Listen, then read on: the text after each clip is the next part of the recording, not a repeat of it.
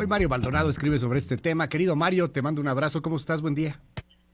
Mi querido Luis, ¿qué tal? Muy buenos días. Me da mucho gusto saludarte a ti al auditorio. Pues vaya historia esta de Alonso Ancira, de Altos Hornos de México, y del presidente López Obrador, que está metidísimo en este asunto que quizá debería quedar entre privados. Si es una venta de la empresa, una asociación con otro grupo, pues es un tema meramente de privados. El asunto que está en medio de todo esto es lo que ya nos decías, de agronitrogenados, esta planta de fertilizantes que supuestamente se vendió a sobreprecio, por lo menos a un sobreprecio de $200 millones, que es lo que el presidente López Obrador dice que se desfalcó o que digamos, es el daño al erario, a Petróleos Mexicanos por haber comprado en tiempos de Emilio Lozoya esta planta chatarra. El asunto creo que trasciende, digamos, este tema de ir en contra de empresarios que fueron incómodos en el pasado para Andrés Manuel López Obrador y que lo son en este sexenio. Quizá empecemos por decir que Alonso Ancira es un empresario pues muy ligado al salinismo, a Carlos Salinas de Gortari, aunque ha podido transitar algunos sexenios, aunque estuvo exiliado él un tiempo en Israel cuando Vicente Fox también quiso, digamos, ahí jugarle algunos temas con sus empresas, tuvo que exiliarse y luego regresó ya con todo, con Enrique Peña Nieto, y regresó a hacer negocios, ciertamente, con Emilio Lozoya, que por cierto, pues era su compadre. Yo ahí en la columna que escribo yo en el Universal pongo una postdata donde doy cuenta de cómo pues estos dos personajes eran compadres, amigos, iban de fiesta a lugares paradisiacos, los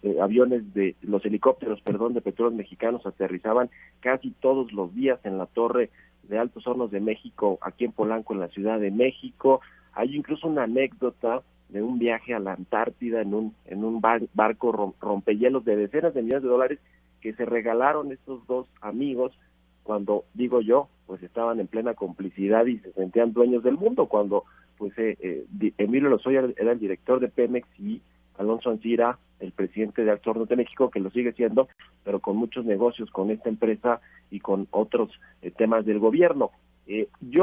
A mí la verdad lo que está sucediendo con AMSA me recuerda mucho lo que hacían los peñistas, lo que hacía el propio Emilio Lozoya en Petróleos Mexicanos, extorsionando empresas, debilitándolas financieramente y obligándolas a que se vendieran a empresarios afines, a Emilio Lozoya, a Enrique Peña Nieto y a Humberto Castillejos, el exconsejero jurídico de la presidencia, que se encargaba de hacer toda la estrategia legal para asustar a los empresarios y quitarles las empresas. Este asunto de AMSA yo lo titulo hoy en el Universal como la expropiación disfrazada de Altos Hornos de México, porque si bien Alonso Ancira para nada es un angelito, al revés, es un empresario muy, muy cuestionado, no solo en este gobierno, sino en el pasado y en los anteriores, pues la verdad es que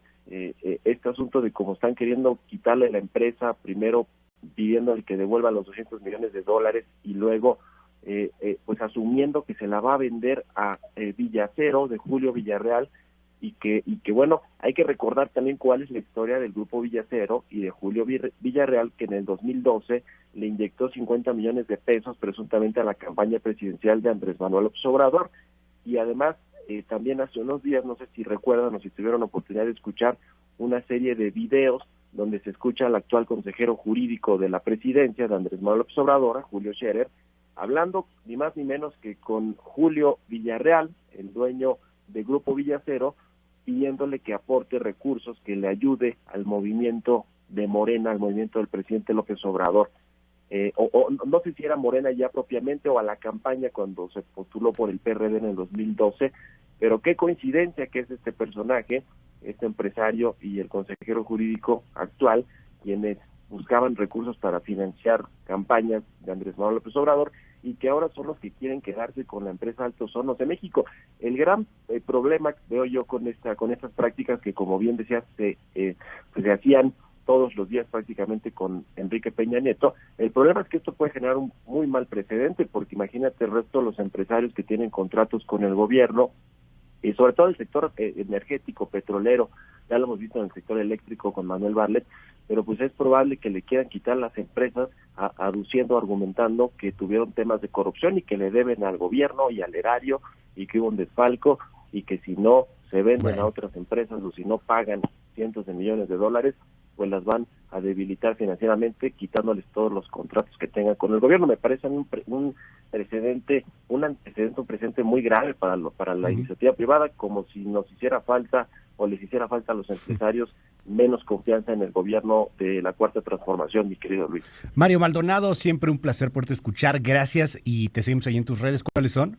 Mi cuenta de Twitter, @Mario Mal, y también en @el CEO, toda la información financiera y económica. Un abrazo, Luis, y saludos al auditorio. Gracias, Mario Maldonado. Hacemos una breve pausa, son las 8:04, seguimos.